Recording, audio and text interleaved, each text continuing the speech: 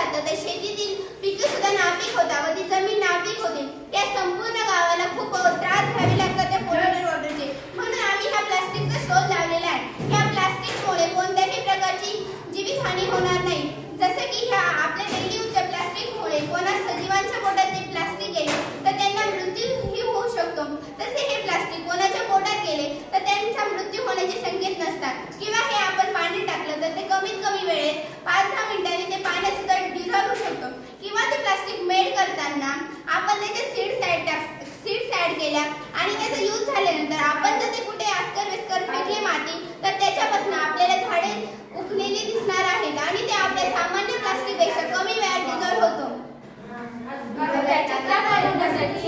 आम्ही घेतले cornstarch, vinegar, water and glycerine हे सर्व मिक्स करायचं. त्याची एक पेस्ट बनते. जशी की ही पेस्ट आहे. ही पेस्ट आपण या सिलिकॉन मॅटवरती स्प्रेड करायची. ती डिहायड्रेटेड मध्ये ठेवायची. ते 4-5 आवर्समध्ये ते क्लिअरली सुकून त्याने असं एक प्लास्टिक तयार होतं. हे प्लास्टिक आपण कुठेही यूज करू शकतो. त्याच्यामध्ये आम्ही थोडे सीड्स ऍड केले. समजा हे कुठं आम्ही आता फेकून दिले तरी त्याच्यापासून न्यू प्लांट्स ग्रोथ होऊ शकते.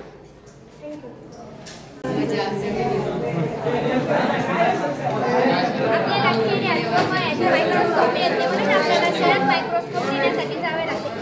शहरात 5 ते 10 हजारपर्यंत मायक्रोस्कोप येतो. आम्ही हा मायक्रोस्कोप फक्त 50 रुपयात बनवलेला आहे. हे जे लीव्ज आहे याच्या सेल्स आपल्याला आता दिसतील. इथे ठेवल्यावर लेझर लाईट चालू झाल्यामुळे आपल्याला याच्या सेल्स दिसतील.